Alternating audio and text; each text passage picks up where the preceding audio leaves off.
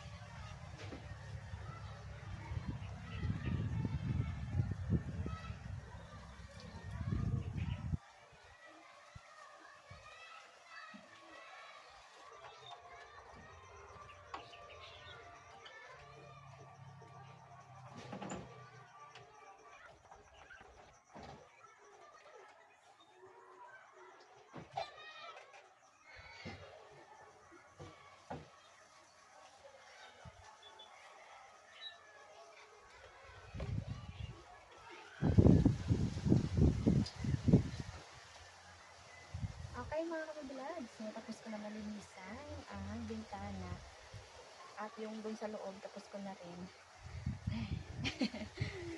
So mga kababalad, bali lipat ko muna yung ating aloe vera kasi maraming bibigyan. So dito ko siya lipat.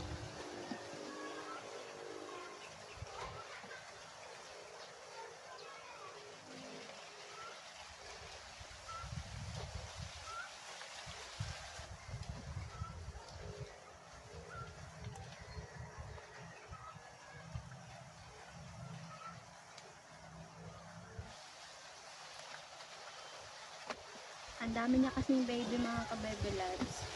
1, 2, 3, 4, 5, 6, 7, 8, 9. 9 pieces ang baby niya. So wala akong gloves. Kamayin ko na lang. Yung aking gloves ay sira na.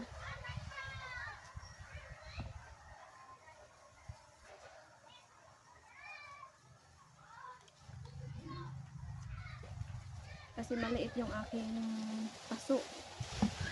Kaya bawasan ko na lang yung kanyang baby.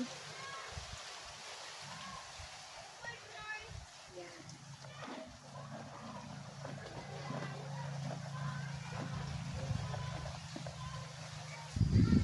Ayan mga kababalans. Tapos ko na. 1, 2, 3, 4, 5, 6 piraso ang aking na-transplant. So meron pa natira 1, 2, 3, 4. Meron pa natira na 4 na baby. Wala na akong malagyan eh.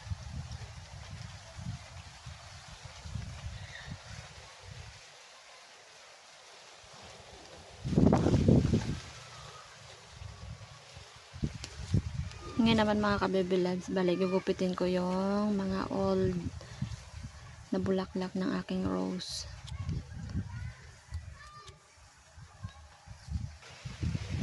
Wow, ganda ang kanyang bulaklak oh. Peach. Ito malapit na rin oh. Yan. Ang dami niyang bulaklak oh.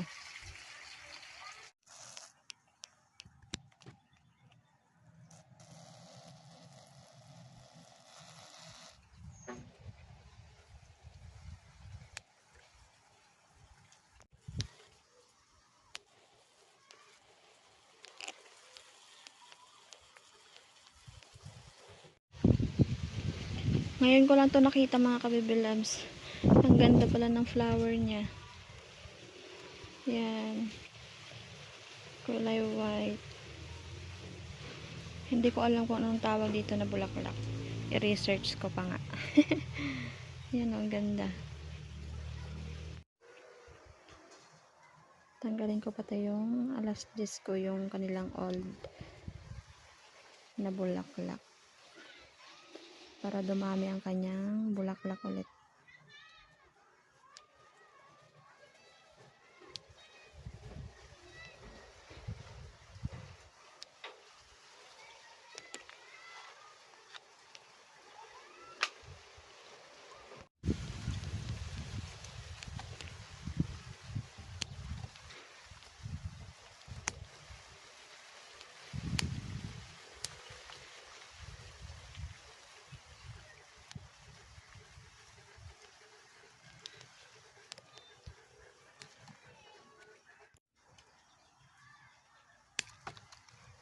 gupitan ang sili.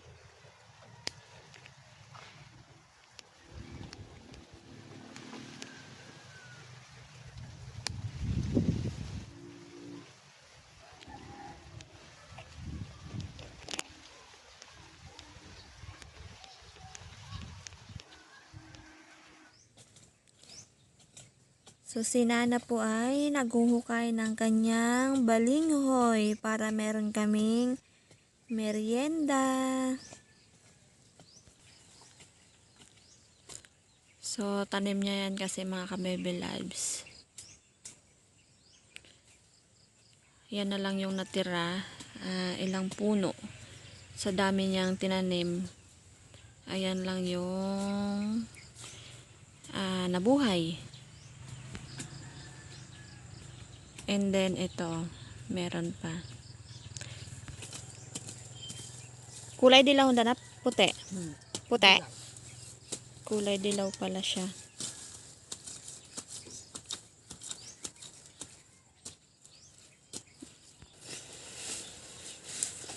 Dalawang piraso lang ang laman. Baka Emmanuel, pwede na? Oh. Pwede na palang anihin. Kasi meron ng laman. Yung kamote, wala pang laman ang iba. Ayan na yun. Yan na yung nakuha ni Nana.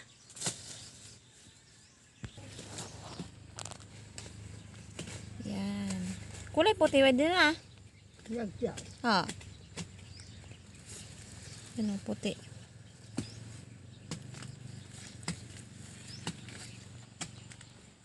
Kapila nga na pag tinanong mo, Inda. Nalimutan na ni Nana kung kailan niya tinanim.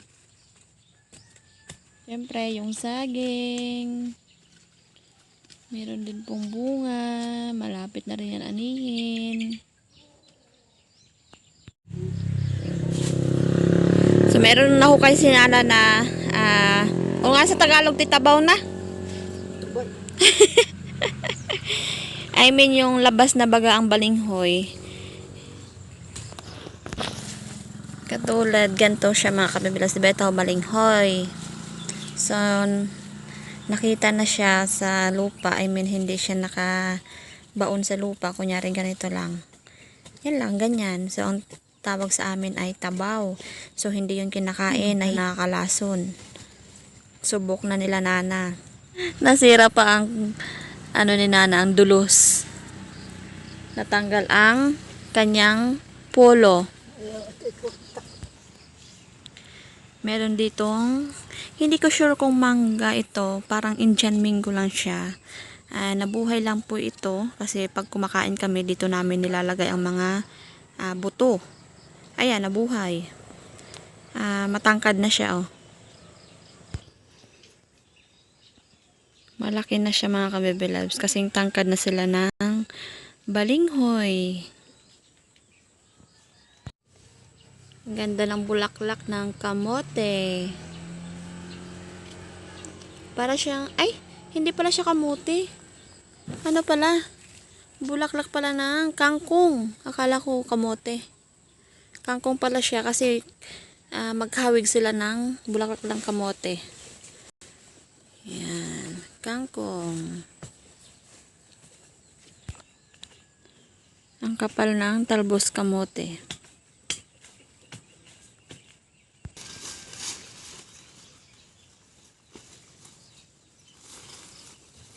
So, si Eric po ay nasa laot. Kaya kami lang dala ulit ni Nana dito sa bahay. Meron pang okra. Pwede nang itanim. So, meron na akong pinunlang okra. Wow! Pagkalaki! Grabe! Yan o. Malaki. Ayan mga kabibilabs. Malaki at mahaba.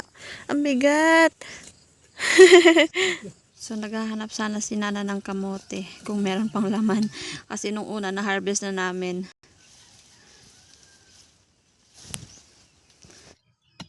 Merong nahukay si Nana na kamote.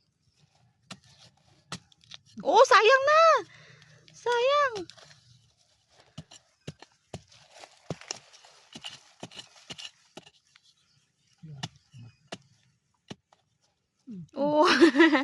Cute, cute.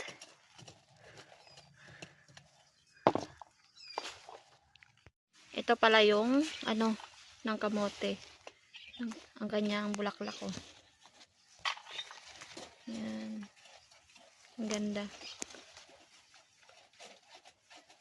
Maghawig sila ng kangkong.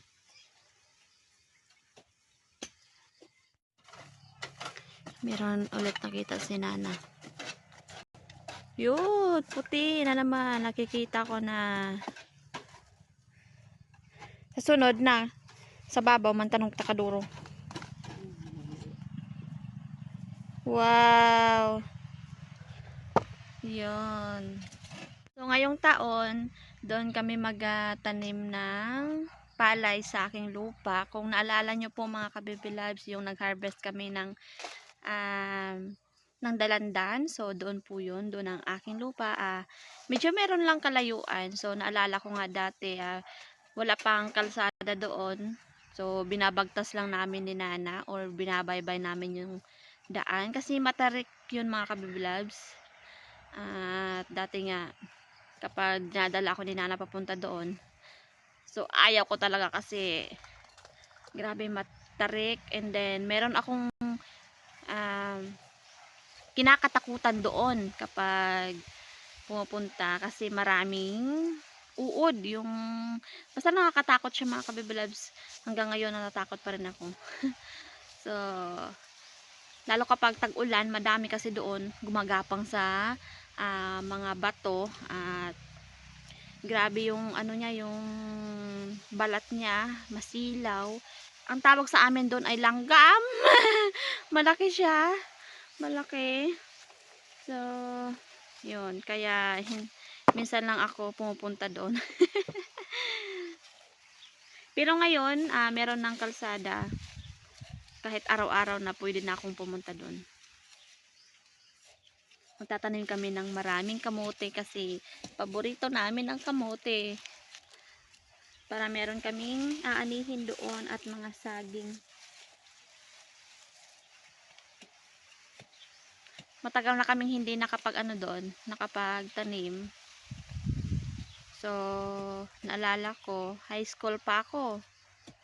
Yun ang last na tanim ni Nana ng palay doon. Siguro mga grade 7. Yan, grade 7 ako.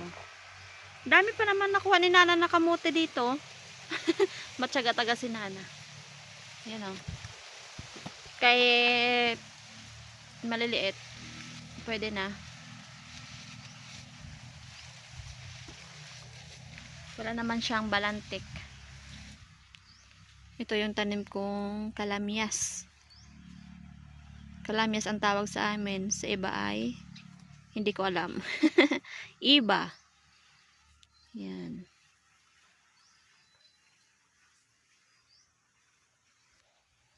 At yung herbal ni Nana, oregano.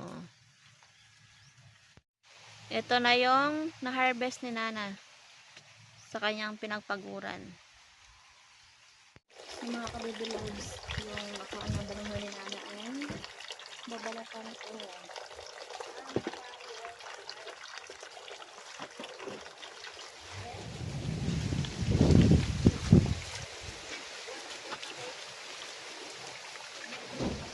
Init ng tubig.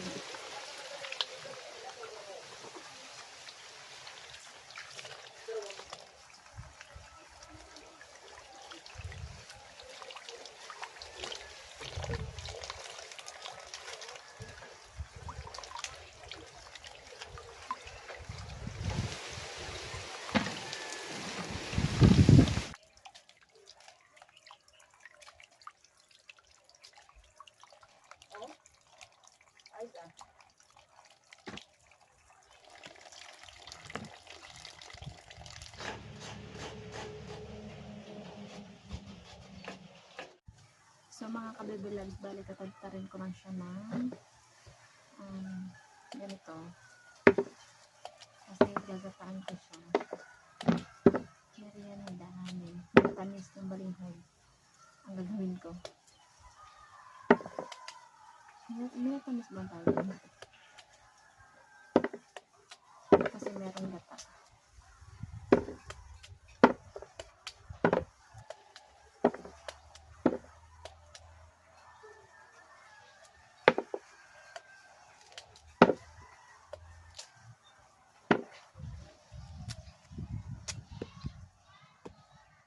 Tingnan ni Eric. Lugi na naman sa gasolina, no? May tubo ako na, ako no? 3 pesos. 12 pesos. Ito lang. Panghatian namin dalawa. 400. Bawi lang sa May gas. isda pa doon na hati. Ayaw mo? Sana, dito eh. Hindi nga. Oh. Gusto mo? Dali na lang, ipang-stock natin. Hmm? Bakit? Oo nga, promise.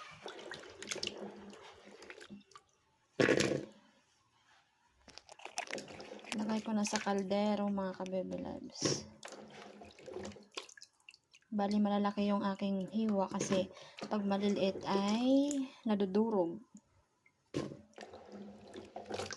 Sinama ko na rin yung kamote. Ayan.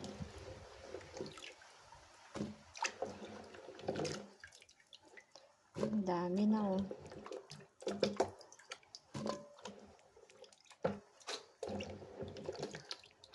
Siyempre, hindi naman yan kayang ubusin.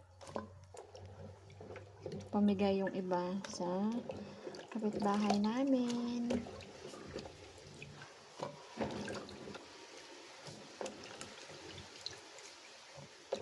Meron pa natira dito. Mga kabebe loves, bali ito yung parte na Eric. Tulingan. Pero hindi pa ako magluluto ngayon. I-stack ko lang sa ref. Kasi hindi mo nakakain ng tulingan dahil ina-atake ako ng aking acidic, mga kabebe loves. Yan. Pang-stack ko lang muna para sa next ay meron kaming pang ulam. Para hindi nga.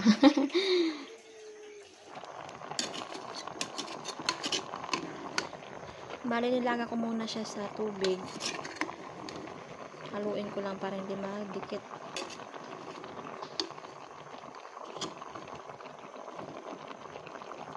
Try ko na yung gata.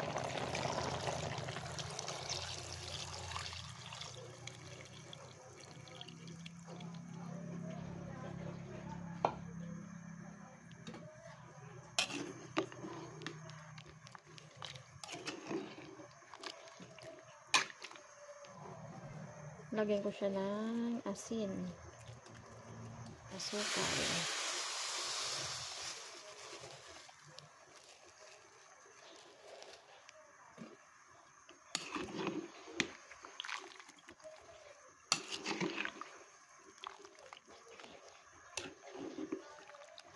Luto na siya, mga ka-baby loves.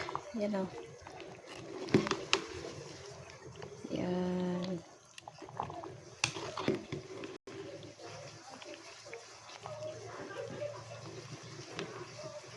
Meron na kami pang merienda. Mga ka-baby loves, nakain na kami ng aming merienda dahil kumplito na kami at nandito na si Eric. So, pray na. Thank you sa lahat. Thank you sa pagkain. Thank you sa pag-iingat. This name it. Amen. Kain po tayo. Kain tayo ng balinghoy. Kain tayo kami ng balinghoy. Kasama. Kain tayo kami sa loob. Balinghoy. Kasama sa English. Dilaw na yun. Kamote.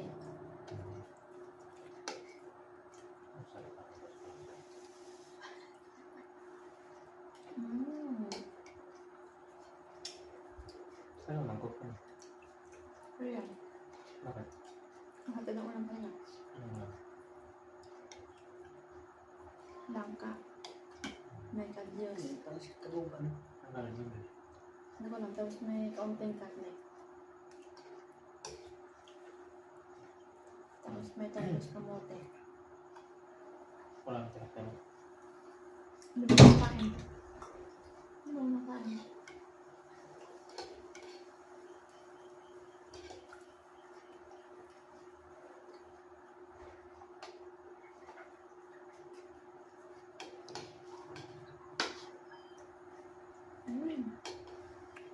Sabay mo ito. Ilan mo lang yun. Bumikaw. Bye-bye. Bye!